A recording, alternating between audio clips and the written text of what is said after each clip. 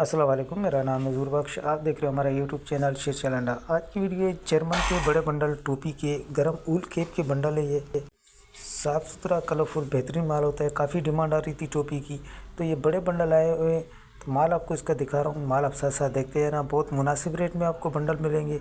इसमें आपको मर्दाना टोपी, स्टिकर टोपी हो गई, और बच्चों की हो गई, लेडीज़ टोपी हो गई।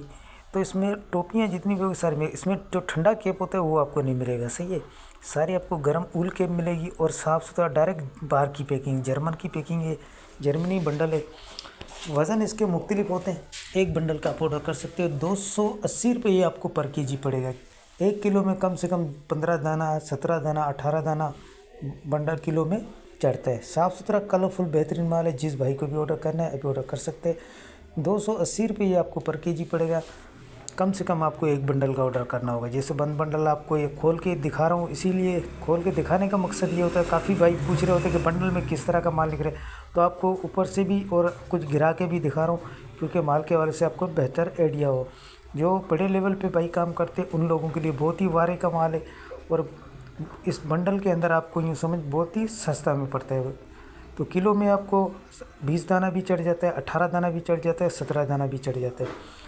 तो इस तरह इसमें किलो में ये पीस चढ़ेंगे। माल आप साथ साथ देखते हो, साफ़ सुथरा कलरफुल बेहतरीन माल है। पेमेंट हमारी एडवांस है, जेस कैश, इजी पैसा, मिज़ान बैंक के थ्रू।